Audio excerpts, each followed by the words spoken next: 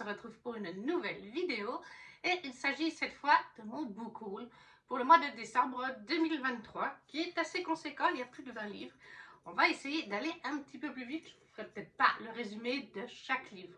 Mais il y avait beaucoup de livres en fait parce que j'ai fait un swap, donc j'ai reçu 3 livres. Anne-Sophie m'avait fait un joli cadeau de Noël en m'envoyant une box cadeau. Et il y avait aussi le calendrier de l'Avent de Once You Bought a Box. Donc il y avait une dizaine de livres aussi dans ce calendrier. On commence tout de suite avec les livres d'Anne-Sophie qu'elle m'a fait en cadeau. Christmas Therapy de Caro Emmeline chez les éditions HarperCollins. Et là, en fait, on est sur une romance de Noël avec, qui est déjà lue d'ailleurs, qui est avec Logan et avec Maureen. Maureen qui adore Noël, vraiment, c'est maladif presque, et elle a eu des soucis au travail. Et on lui demande de faire une thérapie pour se guérir un peu de sa maladie de Noël, pour qu'elle soit un peu moins accro à Noël. Et Logan, quant à lui, c'est le contraire. Il déteste Noël pour certaines raisons qui lui sont propres. Et sa mère on lui a aussi demandé de faire une thérapie pour soigner un peu cette haine, cette rancune, tout ce qu'on veut de Noël. Et ils vont devoir faire équipe parce que la psy va décider de petits groupes.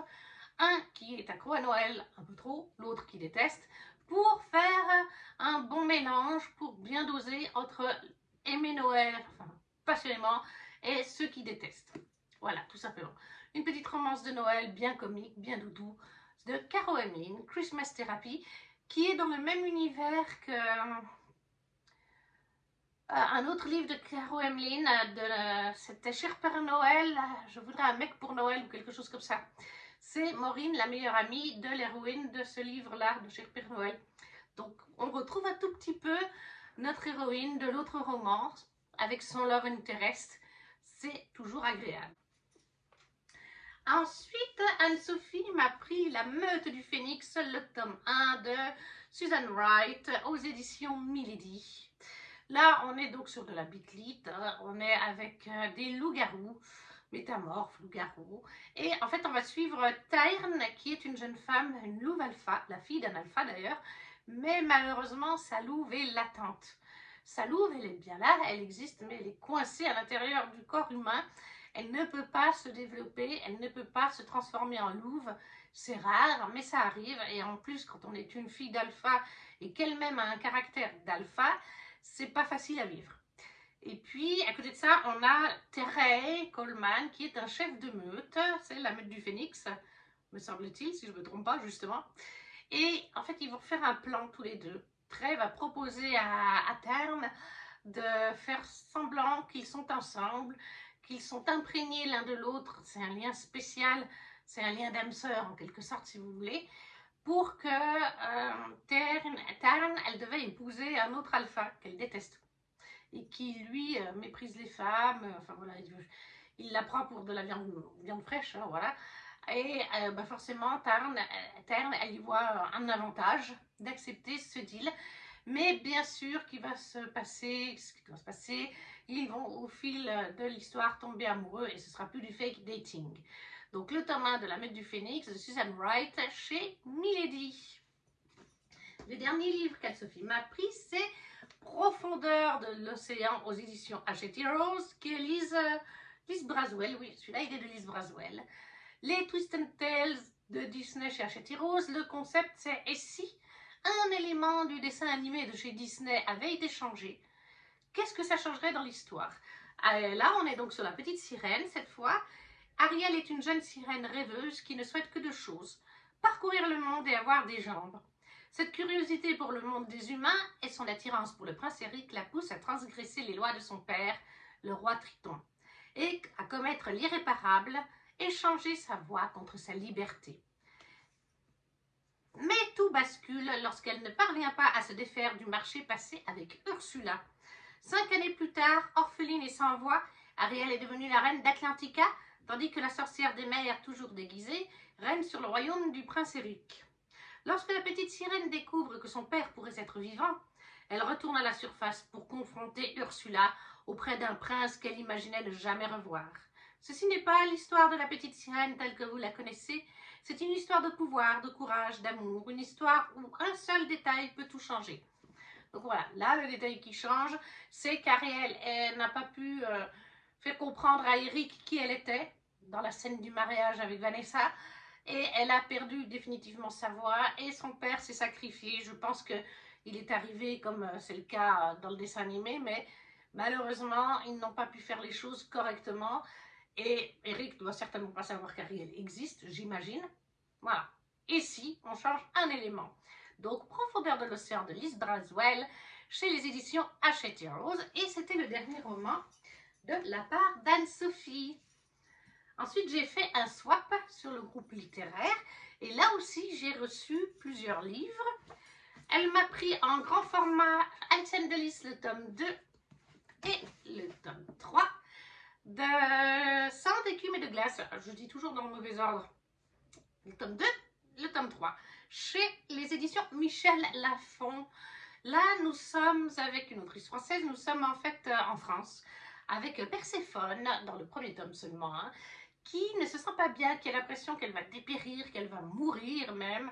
Elle sait qu'elle est sûre qu'elle a une maladie rare qu'on ne lui a pas décelée. Enfin voilà.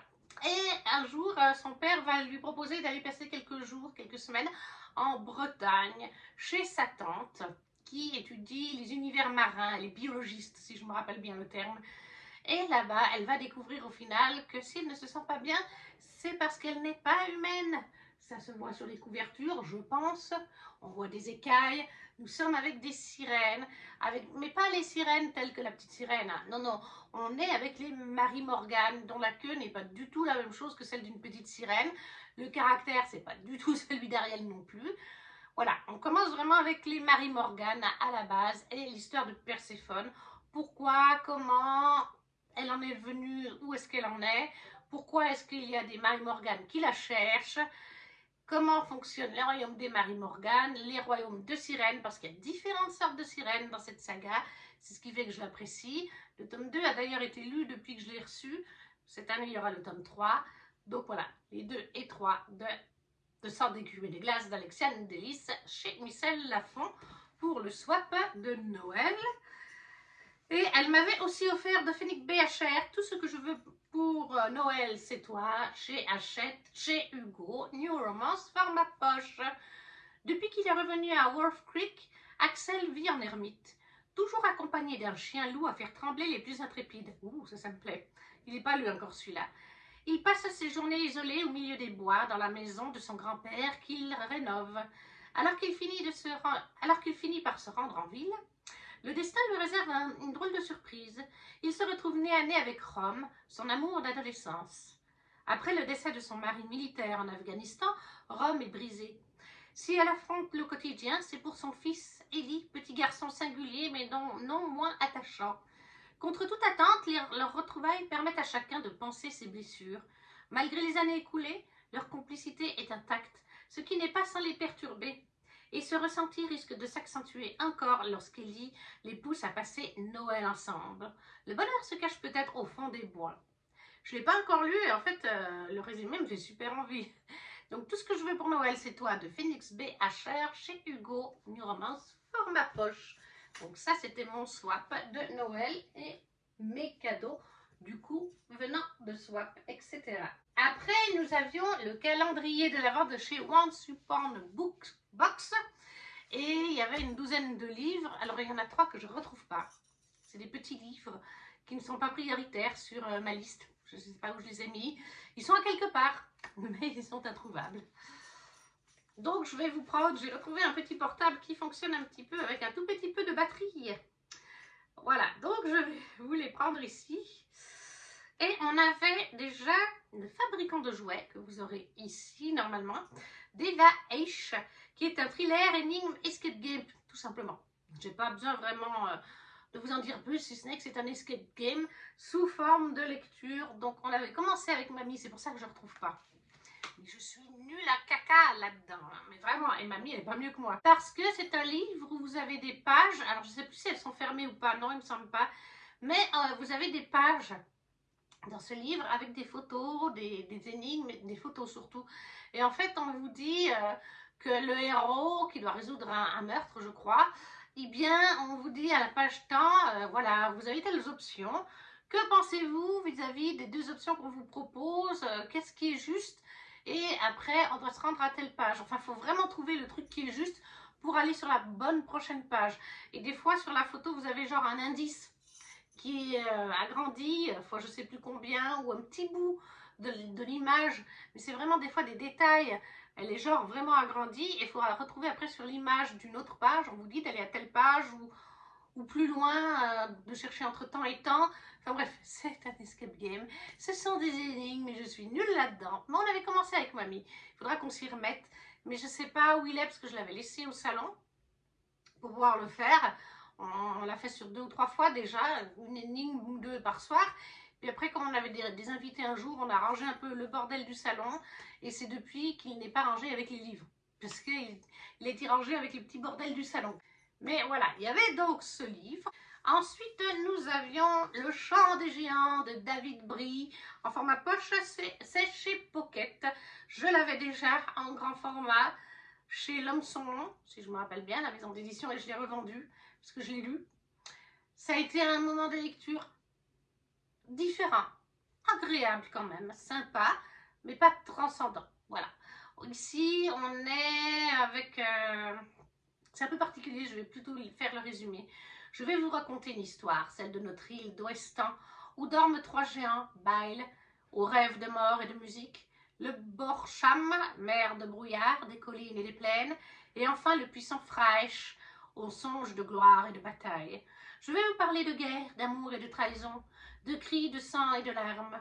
Je vais vous parler de grands espoirs, de ce qui est vain, de ce qui meurt. Alors fermez les yeux, laissez-vous aller, voilà.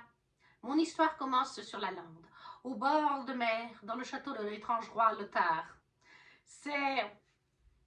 Alors c'est un petit peu, à une époque je dirais, un peu historique, genre je sais pas, un peu conquête de château, etc. Avec un côté un peu, on est dans un univers inventé, mais on est un peu sur un côté peut-être un peu nordique. On a d'ailleurs des runes un peu nordiques qui ressemblent. Les dieux sont fictifs, mais je pense que oui, on est un petit peu sur ça, ce côté un peu nordique. Et il était très sympa. Bon, ben, c'est pas l'endroit où vous faire le résumé. C'est un résumé, c'est pas la lecture. Mais c'était particulier. C'était pas mauvais, attention, hein, loin de là. Mais ça fait pas partie des livres que je veux garder. Et du coup, je l'ai maintenant en poche. Je le garde pour un concours comme il est neuf.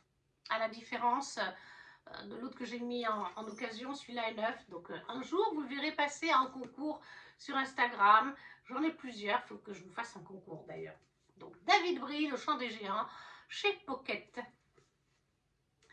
Ensuite, on avait comme autre livre, je reprends mon téléphone, j'alterne entre les deux, Rituels de déesse de Ronnie Jay, qui sont en fait des rituels, des pouvoirs magiques, sorcellerie, panagisme.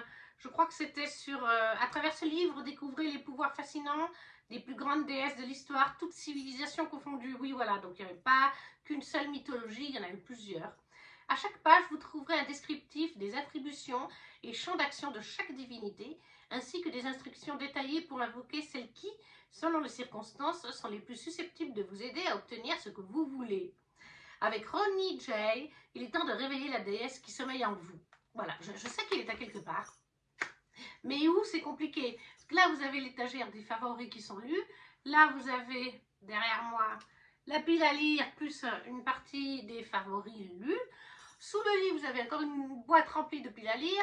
Une autre boîte avec les livres concours, certains piles à lire, certains lus. Dans la chambre d'amis, il y a des livres, des étages dans le rayon livres lus.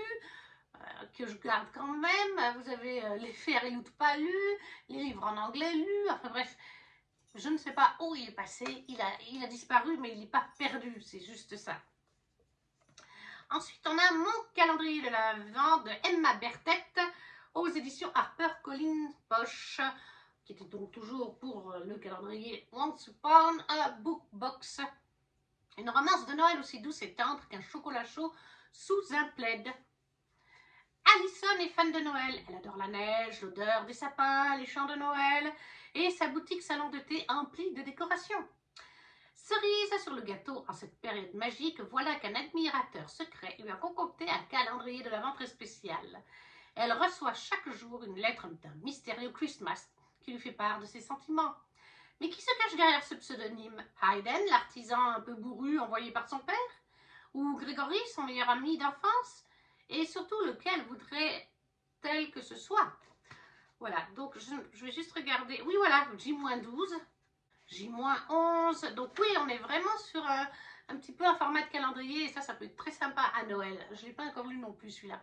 Donc Emma Berthet, mon calendrier de l'amour, pas de l'Avent. J'ai dit quoi avant? Je crois que je vous ai dit mon calendrier de l'Avent. Non, mon calendrier de l'amour. Qui a l'air aussi bien sympa chez HarperCollins Poche. Ensuite, toujours sur le téléphone, parce que je ne le retrouve pas. Il me semblait qu'il était dans la bibliothèque. C'est un tout petit livre. Et il s'agit de Capitaine Rosalie, de Timothée de Fontbelle et Isabelle Arsenault. Les thèmes, c'est Première Guerre mondiale, deuil, littérature jeunesse, fiction historique, famille. Les thèmes sont quand même bien forts. Hein. Hiver 1917, une petite fille courageuse traverse la guerre avec une idée fixe. Elle recherche la vérité et rien ne pourra l'arrêter. Rosalie a 5 ans et demi, son père est au front et sa mère travaille à l'usine. Alors, même si elle n'a pas encore l'âge, Rosalie passe ses journées à l'école, dans la classe des grands. On croit qu'elle rêve et dessine en attendant le soir, mais Rosalie s'est fabriquée une mission, comme celle des véritables soldats. Elle est capitaine et elle a un plan. Timothée de Fontbelle évoque l'enfance et ses combats avec une grâce qui n'appartient qu'à lui. Une histoire poignante illustrée avec force et délicatesse par Isabelle Arsenault. Voilà, je ne le trouve plus, il est tout petit. C'est pas très gros, c'est un jeunesse vraiment. Il me semble qu'il est dans la bibliothèque, mais j'ai pourtant fouiné et je ne le vois pas. Donc, est-ce que je l'ai mis dans la boîte? Mais il y a au moins une trentaine de livres aussi dans la boîte. J'ai essayé de soulever. Je ne trouve pas. Mais je l'ai, hein, il n'est pas perdu, il est à quelque part. Et vous l'avez en miniature ici, donc à un moment donné, je le retrouverai bien. Ensuite, encore pour le calendrier, nous avions Petit meurtre à Endgame qui est chez Pocket. Et c'est de Alexandra Benedict. Pas vraiment le genre de livre que j'ai l'habitude de lire, vraiment pas. Je pense que je lirai quand même, mais en période d'Halloween. Vous aviez des poils de chat. Lily chérie, j'ai bien conscience que tu n'as aucune envie de remettre les pieds à Endgame. Je sais qu'hériter du manoir ne t'intéresse pas, mais je t'implore de participer. Il est grand temps que tu apprennes la vérité et elle te sera révélée par le jeu de piste de Noël. En recevant cette lettre de sa tante, Lily Armitage n'hésite pas longtemps. Depuis 20 ans que la mort de sa mère la hante, voici l'occasion d'en connaître l'assassin. Direction Endgame, ses cousins cupides, son labyrinthe d'indices et son cluedo de Noël plus vrai que nature. Donc voilà, je pense que je le lirai quand même à une période de Noël ou d'Halloween. Voilà, je pense que c'est un cosy mystery. Oui, donc à Halloween et à Noël, il y a souvent dans les challenges cosy mystery, cosy fantasy. Donc je le lirai à un moment donné, même si c'est pas quelque chose que j'aurais acheté moi. Peut-être que ça m'intéresserait finalement. Parce que c'est vrai que j'aime bien des fois l'aspect enquête. Pas forcément l'aspect meurtre, mais j'aime bien quand il faut chercher et découvrir qui a fait quoi. Ça peut être sympa. Donc, Petit meurtre à Endgame de Alexandra Benedict chez Pocket. Excusez-moi, je perds un petit peu ma voix des fois, mais j'ai été pas mal malade. Du coup, je fais comme je peux. Ensuite, toujours dans ce calendrier de Once Upon a Box, il y avait un cas de Vincent Portugal aux éditions Plume Blanche. Alors là, c'est le mien, je l'ai pris dans la bibliothèque, il est dédicacé. Mais, et depuis, je ne l'ai plus parce qu'en fait, je l'ai fait gagner en concours comme c'était un doublon. Parce que moi, je me prends depuis, eh bien, je l'ai pris en 2024, je l'ai pris en 2025. Est-ce que je l'ai pris en 2023? Oui, il me semble qu'en 2023, j'ai pris aussi la box Plume Blanche complète avec les 12 parutions de l'année. Et forcément, eh bien, je l'avais déjà. Je l'avais reçu quelques semaines avant. Je crois que je l'ai reçu en octobre, la box complète des parutions 2024. Donc forcément, c'était un doublon. Je l'ai fait gagner pendant un concours. J'ai proposé à la gagnante de le faire dédicacer lors des Imaginales, puisque Vincent Portugal y était. Dans un cas, on suit une jeune fille qui est Intia. Et c'est la princesse, son père, c'est le... Comment on appelle ça? C'est la fille de... C'est pas un empereur parce qu'on est chez les Incas, c'est le cas de le dire. Mais c'est la fille du chef des Incas, quoi. Et à côté de ça, on suit Jal, qui est un guerrier jaguar, dernier survivant d'un village massacré par les troupes impériales. Et en fait, Jal, à la base, il veut tuer l'empereur, enfin le chef des Incas, sauf qu'il va au final devoir s'allier à sa fille Intia, pour certaines raisons, parce qu'il se passe certaines choses qui sont plus graves que ce que le chef des Incas a pu faire. Et ils vont devoir résoudre ça, démêler ce qui se passe, contrer les vrais méchants, entre guillemets. Donc tout ça, c'est un one-shot, ça se passe donc chez les Incas, à l'époque où ils étaient en grande puissance. Voilà, c'est un récit qui se lit vite, il n'est pas très grand. Et c'est vraiment mettre en avant une société qu'on connaît moins, et j'ai beaucoup aimé parce qu'il est lu. Voilà, donc ça, c'était un doublon, mais depuis, il a été gagné en concours de 1K, Vincent Portugal, chez Plume Blanche Édition. Ensuite, il y avait, ça c'est le 25 décembre, La Belle et les Bêtes, chez De Saxo, pardon, une filiale de Saxus pour la jeunesse. C'est les contes monstrueux de Soman Shainani, et j'étais contente parce qu'il était en effet dans ma wishlist. Il se présente comme ça, et dessous il est comme ceci. Donc c'est un jeunesse, je pense qu'il peut commencer à se lire à une dizaine d'années.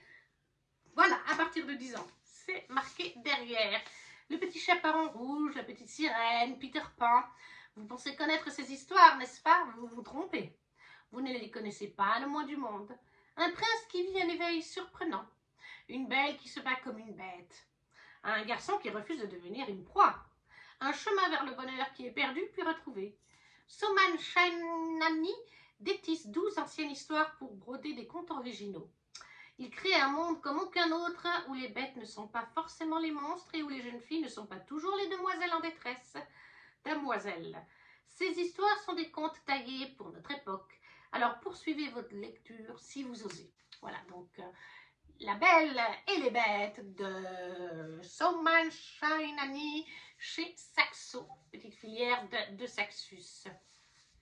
Il y avait aussi une BD, Héloïse et les larmes de givre, qui est chez Delcourt Jeunesse de Loïc Clément et Justine Cunat. Ça, c'est pas encore lu. Alors, c'est un tome dans une saga de BD, mais je crois, Les Contes Perdus, ça s'appelle. Les Contes des Cœurs Perdus, la saga s'appelle. Mais je crois qu'on peut lire les tomes indépendamment les uns des autres. Je sais même pas si c'est forcément les mêmes auteurs. Ça, je ne me rappelle plus. Mais il me semble que j'avais vu que c'était indépendant les uns des autres. Donc, je vais trouver une jolie page. Voilà le style des images. Il était bien ce calendrier, il était vachement varié. BD, livres spirituels, livres lecture, fantaisie, enfin il y avait de tout.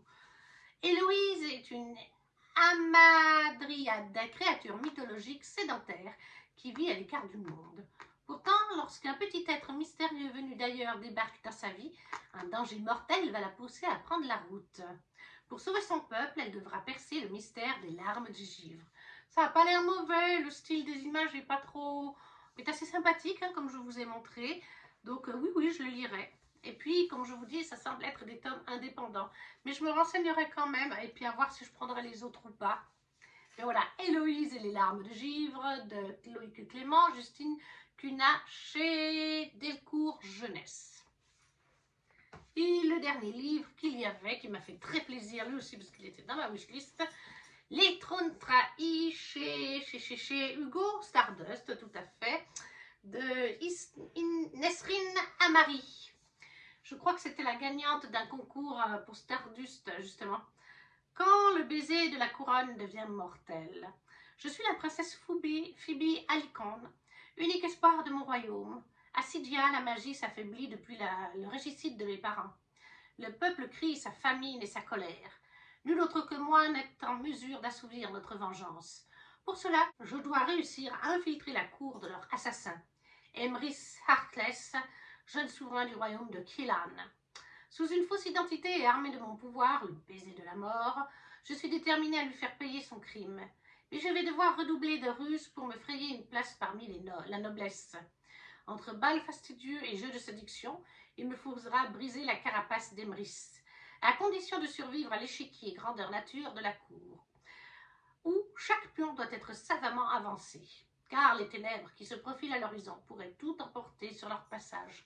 C'est un one-shot qui me faisait très envie à sa sortie, donc je suis bien contente. Les Trônes Trahis de Nesrine Amari chez Stardust. Et là, on a terminé avec les livres de la box, enfin du calendrier de l'avant de Once Upon a Book Box. On termine avec mes achats qui sont quand même nombreux. Et le premier, c'est Frappuccino Avalanche et plus si affinité de Charlie Farlow en auto-édité. C'est une nouvelle, c'est très court. C'est une nouvelle qui suit la nouvelle de l'année d'avant qu'elle sortait à Noël 2022 du coup. Je ne sais plus comment elle s'appelait. On suit là du coup la meilleure amie, enfin les amis proches des héros de la nouvelle de l'année d'avant. La magie de Noël n'arrive que dans les téléfilms.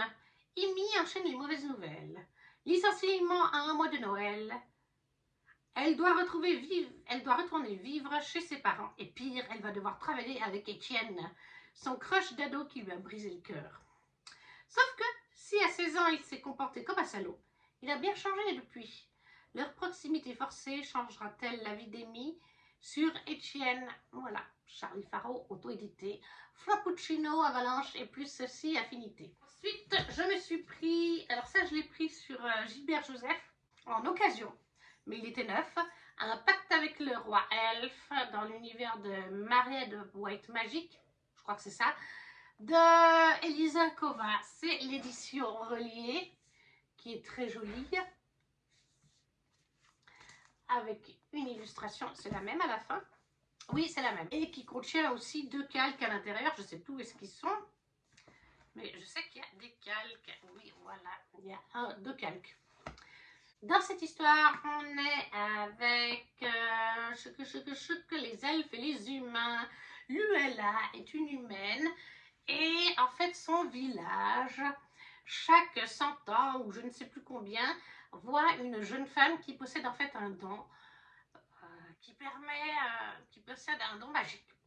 Et cette jeune femme doit épouser le roi elfe afin de garder l'équilibre des royaumes, le royaume des humains, le royaume des elfes. Parce que si le royaume des elfes perd son équilibre magique, à un moment donné, ça aura des répercussions aussi sur le monde humain.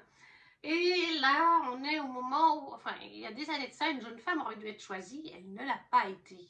Ce n'est pas normal, et là, le roi des elfes va venir pour chercher sa promise, et en fait, il va choisir Luella. Parce qu'en fait, eh bien, c'était elle, mais pour une certaine raison, son pouvoir ne s'est pas manifesté, donc elle n'a pas pu être préparée, comme l'est normalement la jeune femme qui le sait des années plus tôt. Là, elle part du jour au lendemain et elle découvre cette cour où on ne lui a rien expliqué puisqu'elle n'avait pas été préparée, puisque son don était caché. Et elle va découvrir les intrigues de cour, les autres royaumes, parce qu'il y a d'autres royaumes, il y a les elfes, il y a les vampires, il y a les elfes, les vampires, les faées aussi. Donc voilà, elle va découvrir les différentes cours, elle va devoir se lier avec le roi des elfes, bien sûr. Elle va apprendre à le connaître, à connaître certains membres autour de lui, de sa cour, qui sont importants à ses yeux. Voilà, c'est un one-shot dans le sens où l'histoire de Luella et de... Comment t'appelles-tu déjà? Ben, le roi des elfes. Je ne sais plus son prénom. Eh bien, est conclu dans cette histoire. Mais on va continuer. Je crois qu'il y a un petit fil rouge quand même dans chaque tome. Je crois qu'après, il y a un tome avec les vampires et un avec les faées. Et je ne sais pas s'il n'y en a pas un avec les sirènes aussi. Donc voilà. Ça, c'est le tome 1. C'est chez Big Bang, en édition reliée. Un pacte avec le roi elfe d'Elisa Kova. J'ai pris aussi en occasion Jeux interdits d'Emma Green, qui est chez Addictive. C'est l'ancienne édition. J'ai pas fait attention. Je l'ai acheté parce qu'il était en occasion donc chez Gilbert Joseph.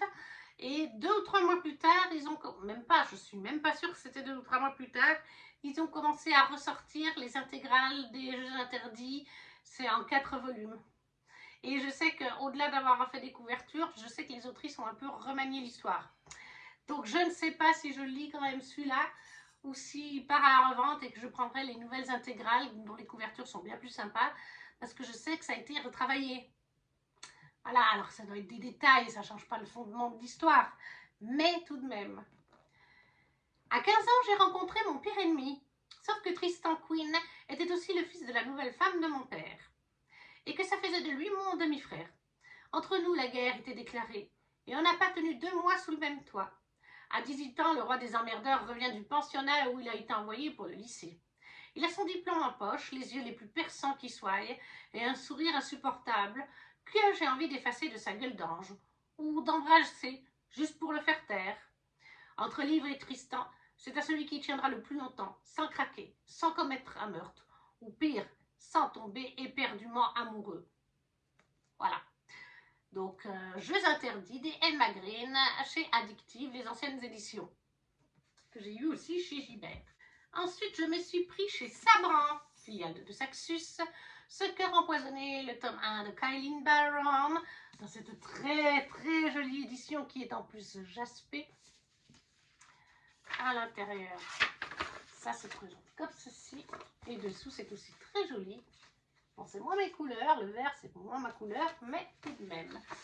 Là, on est sur de la réécriture de mythologie, enfin, inspiration mythologie grecque. Même si dans ce premier tome, ça met longtemps à arriver, cet aspect mythologie grecque, il finit par être là à la fin et est beaucoup plus présent dans le tome 2. On suit en fait Briséis qui a un don, elle fait croître et s'épanouir toutes les plantes et fleurs qu'elle touche. Tous les végétaux, les arbres, enfin voilà. Elle vit avec ses mamans dans une ville américaine, elles sont fleuristes ces mamans. Elles ont un petit peu du mal à joindre les deux bouts parce que elles payent le loyer d'un appartement et le loyer pour leur magasin de fleurs. Et soudainement, à cette même époque, Briséis va découvrir que sa tante est décédée. Sa maman, sa vraie maman, c'est arrivé il y a longtemps, parce qu'il faut savoir que Briséis a été adoptée par 2 femmes qui sont en couple, donc un couple de lesbiennes. Et du coup, oui, eh bien, on découvre que sa tante est décédée. Et sa mère l'était depuis des années, et la tante a légué, c'était la dernière vivante, le manoir familial à Briséis. Briséis qui, avant ça, ne connaissait pas, ne savait pas qui était sa mère, qui était sa tante, mais voilà. Dans le testament de la tante, il y avait Briséis. Donc elle va partir avec ses mamans pour ce manoir, parce qu'elles se disent, oui, mais il est à 1h30 de route à peu près du magasin et de la ville où est le magasin de fleurs. Elles se disent, oui, mais si le manoir est bien, qu'on se sent bien, eh bien, on laisse l'appartement qu'on loue très cher, ça nous fera des dépenses en moins. Et puis, en plus, ça permet à Briséis d'aller faire ce voyage, de découvrir ses origines. Voilà, et donc elle va découvrir plein de choses liées, entre autres, à certaines parties de mythologie grecque. Je reste très vague, je l'ai fini cette duologie, elle était vraiment top. Moi, j'ai adoré. Donc voilà. Ce cœur empoisonné, le tome 1 de Kailin Barron chez Sabran. J'ai reçu aussi ma participation à la campagne Ulule et j'ai mis les illustrations au mur. Bref, ce n'est pas grave. Ma participation à la campagne Ulule pour Contes et légendes de l'hiver du édition Errant d'Argent. Très beau livre, encore une fois, qui est cette fois de Claire Conan, Artemisia et Vanessa Calico. Là, on est avec les contes et légendes, vous l'aurez compris, de l'hiver, tout simplement. Et de pays différents. Donc, ça peut autant être Norvège, Suède, Finlande, Russie, Canada, Alaska, par là-bas. C'est vraiment varié. On ne se contente pas d'un pays ou d'une région du monde. Il y en a de partout. Il y en a qu'on connaît, il y en a d'autres qu'on connaît moins. On découvre un petit peu les contes et légendes de certaines cultures. Là, on voit clairement, on est avec d'après une légende du Groenland. Voilà, donc on est avec les Inuits, je crois que c'est comme ça qu'on dit. Voilà, là, on est plus dans les pays d'Asie, je dirais. Il me semble, hein. Et non, c'est là, d'après une légende inuite, celui-là. Oui, bon. Bref, mais il y en a pour tous les goûts, il y en a pour... Enfin, il est magnifique. C'est les éditions du Héron d'Argent, ils font un super travail à chaque fois. Donc, les contes et légendes de l'hiver de Claire Conan, Artemisia et Vanessa Calico, dont j'avais participé à la campagne Ulule. Il y avait le marque-page qui n'est pas là, je ne sais pas où je l'ai mis, et 2 illustrations qui sont au mur. Je n'ai pas pensé à les garder jusqu'à maintenant, mais voilà, de très jolies illustrations. Alors les illustrations, c'était... Est-ce que c'est pour celui-là ou pas? Tiens, maintenant j'ai un doute. Oui, voilà, les illustrations, il y en a une, c'est celle-là. Voilà, celle-là. Et l'autre, eh bien je la trouve pas, l'autre. Mais vous en avez vu une des deux. Ensuite, le dernier livre en français que je me suis pris, alors là, je l'ai payé une fortune. Le serpent, le descendant de la nuit, le tome 1 de Clarissa Broadbent, chez les éditions Bookmark, l'édition collector reliée Lost Kingdom, qui est absolument magnifique, avec un jaspage, lui aussi absolument magnifique. Des pages de garde, qui sont différentes, si je me rappelle bien. Oui, qui sont différentes. Je me rappelle qu'il y a aussi des illustrations noir et blanc à l'intérieur. Toujours des très belles éditions chez Bookmark pour les collections Lost Kingdom. Je l'ai payé plus cher parce que je l'ai pris en Suisse. Je ne l'ai pas pris pour Noël parce que je savais que j'avais un swap. Et Anne-Sophie m'avait dit, enfin j'avais reçu le colis d'Anne-Sophie aussi quelques semaines avant. Donc je ne savais pas ce qu'il y avait dedans. Parce que j'ai ouvert le 24. Il y avait le calendrier, donc c'est pas le bookbox. Donc il y avait 3 risques que tout d'un coup, ceci se retrouve dans un de ces colis. Donc j'ai pas voulu prendre le risque et j'ai attendu fin décembre et que les calendriers, tout ça soit ouvert et de voir que je ne l'avais pas. Sauf qu'à ce moment-là, eh bien, il était en rupture de stock. Et moi, ce que je ne savais pas, c'est que chez Lost Kingdom, chez Bookmark, quand il y a une rupture de stock, il ne faut pas s'inquiéter, ils finissent par revenir. Ça peut prendre quelques mois, mais ils finissent par revenir en stock. Ils en ont ressorti à la sortie du tome 2. Voilà, c'est pareil pour d'autres reliés, ils ressortent à la sortie du tome suivant, ou bien même quelques mois plus tard, s'il est populaire. Et moi, ça, je ne le savais pas. Je pensais qu'il n'y en aurait plus. Et du coup, je paniquais. Et comme il n'était plus Cultura, Amazon, Fnac, eh bien, je suis allée sur la Fnac suisse et là, il y était. Il était à la Fnac où je vais habituellement en Suisse, mais où je n'achète rien. Parce que si en France, il vaut 30 €, en Suisse, il est 50 €. Voilà, 50 francs suisses. 50 francs suisses, 50 €, c'est à peu près l'euro et le franc suisse, c'est kiff-kiff. Donc voilà, j'aurais pu me repayer un brochet en France avec ça. Mais voilà, là, on suit dans ce tome 1 Oraya, qui est une humaine, la fille adoptive du roi des vampires actuel, le chef des vampires actuels. Il y a plusieurs groupes de vampires, groupes, factions de vampires. Et c'est ce vampire, son père, le chef actuel de toutes les légions, tous les vampires, tous les groupes. Et en fait, il va y avoir le Kejari. Oui, c'est ça, le Kejari, qui a lieu à Passou, un légendaire tournoi, mais qui a lieu une fois de temps en temps. Et Oraya veut gagner avec son papa le Kejari, enfin ils souhaitent tous les deux qu'elle gagne, face aux autres vampires qui vont y participer, pour qu'elle puisse régner à son côté, parce que le gagnant peut faire une demande, une faveur à la déesse. Et Oraya, ce qu'elle veut demander, c'est qu'elle devienne plus forte, qu'elle soit du niveau de son père, même en étant humaine, ou alors transformée. Je pense qu'elle veut être transformée en vampire de mémoire. Comme ça, elle pourra régner aux côtés de son père sans risquer quoi que ce soit, parce que ça reste une humaine dans un milieu de vampires. Même si son papa exige qu'on laisse sa fille en paix, il y a des rivaux quand même. Donc, et lors du Kejari, elle va devoir s'allier à Hein, qui est un des concurrents d'un autre groupe de vampires, qui ne règne pas actuellement, bien sûr. Et lui, il souhaite aussi gagner, forcément, mais il faut faire des alliances dans le Kejari jusqu'à la dernière épreuve, où là, après, vous devenez vraiment un nouveau ennemi. Sauf que vous imaginez bien qu'entre Oraya et Rein, il va y avoir une romance enemies to lovers qui se développe. Voilà, ça, c'est vraiment la base de ce premier tome du serpent, le serpent et le descendant de la nuit, de Clarissa Broadbent, chez les éditions Bookmark, la collection Lost Kingdom. Et le dernier livre est sorti en français. Du coup, j'ai été vous chercher en français. Le résumé, ce sera plus simple. C'est What the River Knows, l'édition Fairyloot d'Isabelle Ibanez. Alors, le jaspage, là, c'est Mais là, il est très joli. Il se présente comme ceci. Alors là, on est sur de la fantaisie égyptienne, ou du moins en tout cas inspirée de l'Égypte. Ah, vous vous en doutez. Il est assez joli, moi il me plaît bien. Bon bah de l'autre côté, voilà. Je sais pas si c'est la même chose ou pas. Ouais, c'est la même chose. Après, dessous, il se présente comme ceci. Moi, je l'aime beaucoup dans son édition Fairyloot. Et il a une dust jacket réversible avec les héros. Il est sorti en français. Alors, je ne sais plus chez qui il est sorti. Je ne veux pas vous dire de bêtises. Je ne sais pas si c'est par Rajo. Mais en tout cas, il existe en français. Vous aurez le lien dans la barre d'infos pour Amazon, comme je fais toujours. Je vais vous chercher du coup son résumé. Oui, c'est bien chez Rajo.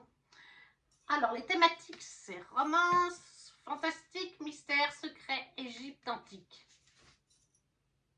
On nous dit, Inès Oliveira, 17 ans, appartient à l'aristocratie argentine. Alors que ses parents réalisent des fouilles archéologiques en Égypte, il décède dans des circonstances mystérieuses. Cherchant à comprendre, Inès embarque pour le Caire, avec pour seul bagage ses carnets de croquis et une bague que son père lui a envoyée avant de mourir et qui semble receler une étrange magie. Lorsqu'elle arrive en Égypte, Witt, le jeune assistant de son nouveau tuteur, l'attend de pied ferme avec la mission de la renvoyer chez elle. Mais Inès est bien déterminée à obtenir des réponses, et peu importe si celle-ci pourrait lui coûter la vie. Voilà, donc What the River Knows de Isabelle Ibanez, l'édition Fairyloot. Je ne sais pas si c'est à Thomas, je ne m'en rappelle pas. Et voilà, on est à la fin de cet énorme book haul. Je ne sais plus où mettre les livres. Ils tiennent dans un équilibre précaire. N'hésitez pas à me laisser un commentaire en me disant si vous avez lu certains de ces livres, s'ils vous font envie. Si vous ne savez pas quoi mettre, un petit emoji, ça soutient la chaîne, tout comme le petit pouce. À partager si le cœur vous en dit et à vous abonner si ce n'est pas déjà fait. Et nous, on se retrouve très vite dans une prochaine vidéo. Ciao, ciao!